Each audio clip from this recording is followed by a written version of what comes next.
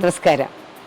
മലയാള മാസക്കണക്കനുസരിച്ച് പുതിയ നൂറ്റാണ്ടിൻ്റെ ആദ്യത്തെ ഓണമാണ് ഇന്ന് തിരുവോണം. എല്ലാവർക്കും ഹൃദയം നിറഞ്ഞ തിരുവോണത്തിൻ്റെ ആശംസകൾ. തിരുവോണം നമ്മെ ഒരുപാട് ചിന്തിപ്പിക്കുന്നു, ഒരുപാട് ആനന്ദിപ്പിക്കുന്നു.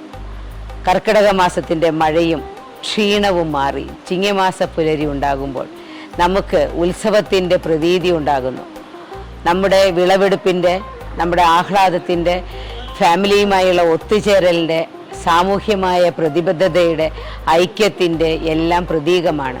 കാണം വിറ്റും ഓണം ഉണ്ണണമെന്നാണ് പഴമൊഴി. കാണം വിൽക്കുക എന്ന് പറഞ്ഞാൽ നമുക്കുള്ള സ്വത്തും ഭൂമിയും വിറ്റാണെങ്കിൽ പോലും എല്ലാവരുമായി ചേർന്ന് ഓണം ഉണ്ണണം. അത് കുടുംബത്തിൻ്റെ കൂട്ടായ്മയാണ് കാണിക്കുന്നത്, അത് സമൂഹത്തിൻ്റെ കൂട്ടായ്മയാണ് കാണിക്കുന്നത്, അത് രാജ്യത്തിൻ്റെ വൈവിധ്യതയുള്ള നിയമാവലിയിൽ ചേർന്ന് നിന്നുകൊണ്ടുള്ള ഐക്യത്തെയാണ് കാണിക്കുന്നത്. കേരള സംസ്ഥാനത്ത് ഓണം എത്രയോ ആഹ്ലാദകരമായി നാം കൊണ്ടാടുന്നു. പക്ഷേ വയനാട് പ്രകൃതി ദുരന്തം മൂലം എല്ലാം നഷ്ടപ്പെട്ടു പോയ സഹോദരങ്ങളെയും ഞാൻ ഓർമ്മിക്കുന്നു. അവരുടെ ജീവിതത്തിലുണ്ടായ ദുരന്തം, അവരുടെ ജീവിതത്തിലുണ്ടായ കരിനിഴൽ, അതിനെ ഓർത്ത് വളരെയേറെ മനസ്സ് വേദനിക്കുകയും ചെയ്യുന്നു. പക്ഷേ കാലം മുന്നോട്ടല്ലേ. ആഘോഷിക്കേണ്ട സമയങ്ങളിൽ ആഘോഷിക്കാനുള്ള മനുഷ്യൻ്റെ ആഗ്രഹത്തെ പിടിച്ചു നിർത്താൻ പറ്റില്ലല്ലോ. അതുകൊണ്ടാണ് നാം ഓണം ആഘോഷിക്കുന്നത്. മാവേലി നാടുവാണിയിടും കാലം മനുഷ്യരെല്ലാവരും ഒന്നുപോലെ. കള്ളവുമില്ല, ചതിയുമില്ല, എള്ളോളമില്ല, പൊളിവചനം, യാതൊരു ദോഷവുമില്ലാത്ത ഒരു കാലഘട്ടം.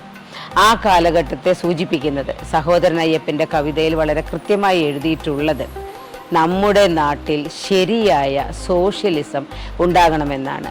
എല്ലാ മതങ്ങളും, എല്ലാ രാജ്യതന്ത്രങ്ങളും, എല്ലാ മഹാനേതാക്കന്മാരും എപ്പോഴും പറയുന്നത് സോഷ്യലിസമാണ്.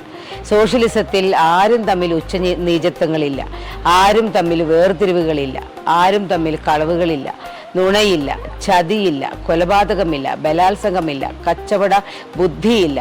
മനുഷ്യരുടെ ദൈവികാത്മകമായ നന്മ മാത്രമാണ്. ആ നന്മയെയാണ് ഓണക്കാലത്ത് നാം സമുദ്ധരിക്കാനായി ശ്രമിക്കുന്നത്. നന്മ, അതാണ് ഏറ്റവും ഉയർന്ന ചിന്താഗതി. സ്നേഹം, അതാണ് നന്മയെ വളർത്താനുള്ള ഏക മാർഗം. സഹകരണം, അതാണ് സാമൂഹ്യനീതിക്ക് ആവശ്യം.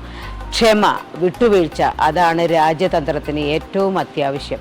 ഈ ക്ഷമയും ഈ സഹനവും വിട്ടുവീഴ്ചയും രാജ്യതന്ത്രം നന്നാക്കാൻ ഉപയോഗിക്കുന്നത് പോലെ തന്നെ സാമൂഹ്യമായ നിലനിൽപ്പിനും ആവശ്യമാണ്. ഇവിടെ ഹിന്ദുവെന്നോ ക്രിസ്ത്യാനിയെന്നോ മുസൽമാനെന്നോ ഉന്നത കുലജാതനെന്നോ താഴ്ന്ന കുലജാതനെന്നോ ഒന്നും ചിന്തിക്കാതെയാണ് നാം എല്ലാവരും നമ്മുടെ കേരള തനിമയിൽ ഓണം ആഘോഷിക്കുന്നത്. ഈ ഓണാഘോഷം നമ്മുടെ ഐക്യത്തെ, നമ്മുടെ സ്നേഹത്തെ, നമ്മുടെ സമൃദ്ധിയെ, നമ്മുടെ ഒത്തൊരുമയെ, നമ്മുടെ സമാധാന പ്രിയത്തെ എല്ലാം വർദ്ധിപ്പിക്കാൻ കാരണമാകട്ടെ. ബന്ധുക്കൾ തമ്മിൽ ഒന്നു ചേരട്ടെ, സുഹൃത്തുക്കൾ തമ്മിൽ ഒന്നു ചേരട്ടെ, സമൂഹത്തിലുള്ള എല്ലാ ആളുകളും തമ്മിൽ ഒന്നു ചേരട്ടെ. ഐക്യവും സമൃദ്ധിയും നിറഞ്ഞ ഒരു പുതിയ നൂറ്റാണ്ട് മലയാളികൾക്ക് നേർന്നുകൊണ്ട്, എല്ലാവിധ ആശംസകളും നേർന്നുകൊണ്ട് ഒരിക്കൽ കൂടി ഓണം ആശംസിക്കുന്നു. നന്ദി.